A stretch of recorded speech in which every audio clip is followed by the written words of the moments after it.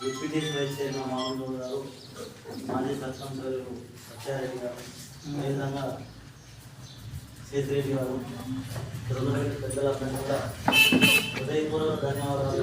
ఎందుకంటే ముఖ్యంగా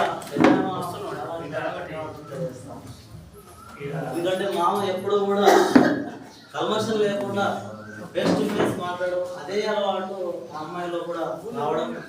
అంటే మనిషి తల్లిదండ్రులు ఎప్పుడైనా కూడా భయానికి పిల్లలు లోన్ చేస్తే ఆ భయం తాగినతోటి ముందుకు వెళ్ళలేదు. ఎప్పుడైతే ఫ్రీనెస్ ఇస్తామో పిల్లలకు ఆటోమేటిక్గా అదే తోటి పిల్లలు ముందుకు వెళ్తారో వాళ్ళు అనుకూలంగా సాధిస్తారు. కానీ వాళ్ళ పైన ఒత్తిడి మాత్రం ఎప్పుడు కూడా మనం పెట్టదు. కాబట్టి ఏమేమి కూడా ఇప్పుడు ఒక డిగ్రీ లెక్చరర్, నేను ఒక 20 years నుంచి డిగ్రీ లెక్చరర్గా ప్రైవేట్లో చేస్తున్నా. బాధలు ఎట్లా ఉంటాయంటే ప్రైవేట్లో చాలా ఘోరంగా ఉంటాయి. వాడు టైంకి వెళ్ళకపోతే సీరియస్ వస్తారు, సీరియస్ నుంచి ఆ రోజు జీతం కనిపిస్తారు. ఈ రోజు కూడా ఫోన్ అట్లా వస్తా అని ఫోన్ చేసినా రాకపోతే సీఎం పడేది. సరే మన బాబు కాబట్టి ఇంత పెద్ద కార్యక్రమం పెట్టినందుకు చాలా చాలా ధన్యవాదాలు. ఇంకోటి ఈవెన్ నాకు తెలియదు, మొన్న ఇంటికి పోయినప్పుడు అప్పుడు తెలిసి నాకు ఇట్లా డిగ్రీ లెక్చరర్గా సెలెక్ట్ అయినంటే చాలా చాలా ఆనందం అనిపించింది. ఇక్కడ ఒక విద్య అనేది ఎప్పుడు కూడా ఒక ఉన్నత శిఖరాన్ని నిర్వహించే శక్తి ఒక విద్యకు మాత్రమే ఉంటుంది, దేనికి ఉండదు. విద్యని కూడా ఉత్తమ రూపము పురుషశాలికి విద్య యశస్సు బోధకరి విద్య నృపాలు పూజితం విద్య నిరుంగని వాడు మాకు చెడియాలి ఒక పద్యం ఉంది. విద్య రహస్యంగా దాచుకున్న ధనం లాంటిది. దాన్ని ఎవడు కూడా దొంగలించలేదు.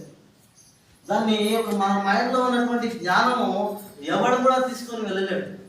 ఆ విద్య ఒకటి ఆ విధంగా మనకు కనిపిస్తుంది. నీవు ఒక భోగాన్ని ఇస్తుంది, ఒక సంపదని ఇస్తుంది, ఒక విదేశాలకు వెళ్ళినా కూడా ఒక చుట్టంలాగా నేను ఆదరిస్తుంది విద్య.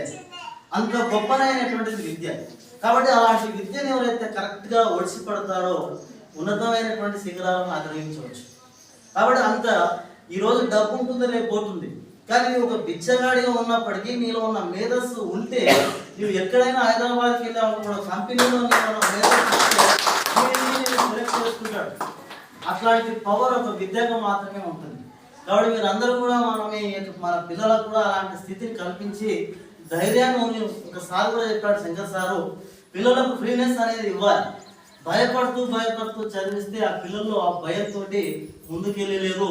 ఇంకోటి మనం అనుకున్నది వాళ్ళు సాధించలేరు. వాళ్ళ మైండ్లో ఏదైతే ఉంటుందో అది మాత్రమే ఆలోచన చేసి వాళ్ళు ఏ ఆలోచించారు.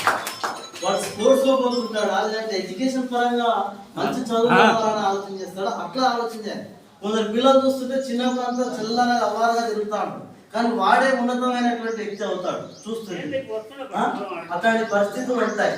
కాబట్టి అలాంటి ఫ్రీనెస్ మనం పిల్లలకి ఇచ్చినప్పుడు గొప్ప స్థితి అనేది ఉంటుంది. ఇంకొకటి ఒక పద్యంలో ఉంటుంది, ఒక సింహము ఎప్పుడు కూడా ఎట్లా ఉంటుందంటే మాంసాన్ని భక్షిస్తుంది. ఎప్పుడు కూడా తాను సొమ్మసిల్లిపోతుంది, కింద పడిపోతుంది, ఆకలికి అలవాటిస్తుంది. కానీ తన గోలు మాత్రం ఒకటే పెట్టుకుంటుంది. అంటే ఏనుగు కుంభస్థలాన్ని కుట్టాలనే లక్ష్యం పెట్టుకుంటుంది. అది ఆ పవర్, దానికి ఉన్నటువంటి పవర్, సింహానికి ఉన్నటువంటి. ఇక్కడ ఈమె కూడా అతి చిన్న వయసులో ఎంత గొప్ప పెద్ద ఉద్యోగం సాధించడం చాలా చాలా గొప్ప విషయం. ఈమె ఇంకోటి ఎవరు కూడా సపోర్ట్ లేకుండా ఆమె ఎలా ఆలోచన చేసిందో నాకు కూడా సరే, నాకు బయటికి పోయిన తర్వాత చాలా విషయాలు తెలియడం జరిగింది. అసలు ఏ విషయాలు తెలిసేది కాదు. సమాజంలో తిరుగుతుంటే చాలా విషయాలు మనకు అవగాహన అవుతామంటాయి.